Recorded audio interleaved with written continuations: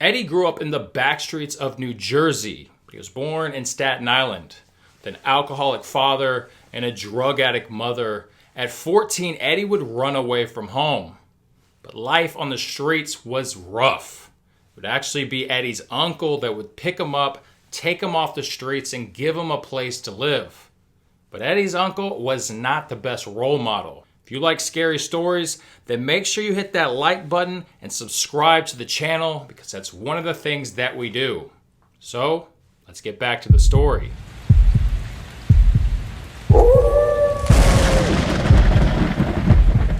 Eddie remembers sitting around his uncle's New Jersey apartment. His uncle would regularly have his friends over. Now, some of these guys were some real rough characters. They would sit around a table, drinking, smoking, and playing poker all night long. It seemed like Eddie's uncle didn't have a job because he was always at home, except for the fact that once every couple of weeks, he would leave town and be gone for a couple of days, never saying what he was doing or where he was going. Inside of his uncle's apartment was a locked bedroom door, with a giant latch and padlock that was bolted into the door. Eddie had never seen the inside of that room ever, so he worked up the courage one day and asked his uncle just what exactly is inside of that room. His uncle paused, took a long puff of his cigarette, looking at him out of the corner of his eye. He would answer in his New Jersey accent. "You want to see what's behind that door?"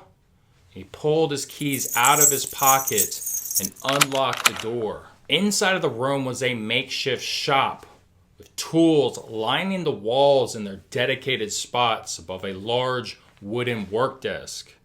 Toolboxes and large power tools lined the metal shelves. In the corner sat a 5-foot tall safe with a spinning handle and a combination dial. And above that was a different type of safe. Lining the walls next to them were even more safes of various different types. Eddie's uncle was a professional safecracker and a thief. And the people that he had over, his friends, were part of his crew, and they committed high-level thefts. Eddie, having no real role models or influences, was completely enamored by this workshop, and he begged his uncle for weeks to teach him about the business. Eventually, his uncle would start to teach him the trade, how to pick locks, how to crack safes, knowledge about security systems, just everything that you would need to know. But his uncle was no small-time crook. He didn't rob people, he didn't use strong-arm robbery, and he didn't break into people's homes. He focused exclusively on robbing large commercial businesses. But as you may have thought, eventually his uncle would get caught and sent upstate on a 10-year prison sentence, leaving Eddie completely by himself. But Eddie, under his uncle's guidance, had learned the craft and became a complete natural at it. He started to take down his own big scores. In 1999, Eddie would set his sights on robbing a movie theater when he met a girl at a party that worked there. He would use her and pump her for information, trying to learn as much as he could about that business, like the inside layout of the movie theater, how much money they made, where they kept the safe, weak points of entry, just anything that he could learn. He learned that there was a safe in the back office where they kept the money, and they only deposited money one time per week on Tuesdays after the weekends. But after a large weekend at the movie theater, they could be holding $100,000 to $200,000 inside of that safe. Eddie would do exactly what his uncle had taught him. He would spend at least a couple of weeks casing the business. Oftentimes, this meant that he was sitting inside of his car recording stuff like which employees worked which shift, who the manager was, what time they left the building, where the camera angles were. He even would purchase movie theater tickets so he could walk around inside and get a better idea of the exact layout. Finally, the day of the job came around, Sunday night. Eddie put on his all-black outfit and another separate outfit on top of that so he could blend in. He grabbed his tools, his gloves, everything that we would need, and he stuffed them into a duffel bag and headed to the theater. Instead of parking in the front parking lot, he circled around the back of the building towards the employee parking, and he parked behind a dumpster, basically out of sight. He got out of his car, looked around to make sure no one was watching him.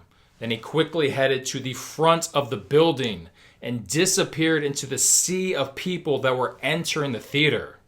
He bought a ticket for a long movie that would have him exiting the theater around 11 p.m., a little bit before closing time. He watched the movie, and as it ended, he made sure that he was the last person leaving that theater. And the people would walk out of the exit, but he would slip around the other way and head up a long hallway further into the theater. Pulled his baseball cap down low so the cameras couldn't see his face.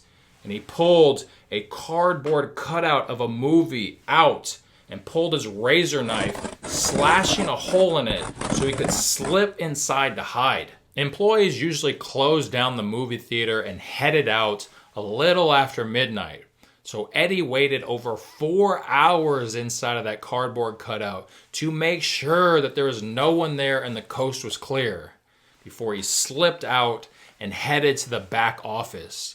He confirmed with his eyes to make sure that the safe was there. Then he ran to the back door of the building, propped it open, ran to his car, grabbed his tools, and ran all the way back to the back office to start working on that safe. But what Eddie didn't know was a week prior, the theater had installed a new high-density safe that would prove to be a major problem for Eddie. No matter what he did, he could not get that safe open. He tried every trick in his arsenal. He listened for the code. When that didn't work, he used a grinder, used a hammer and chisel, even a sledgehammer, but no matter what he did, he couldn't get it open. He was under a lot of stress, so he was incredibly focused on getting it open. He burned through the entire night, losing track of time. It would be around 6 a.m. The first employee would enter the theater for their shift. As the metal-on-metal sounds of Eddie pounding on that safe echoed throughout the building, the employees quickly learned exactly what was going on, and they called the police. The police would chase Eddie through the building and onto the second floor, where he scampered up a metal ladder and onto the roof, slamming the door hatch shut and jamming a screwdriver into the latch to temporarily barricade it from the police. This would only buy him some time. The police would surround the building and eventually figure out a different way to get on top of the roof. But when they got there, Eddie was nowhere in sight. He was completely gone. The only thing that they found was the mess of tools that he left inside of the office when he was trying to crack that safe. Eddie would be found almost 2 days later.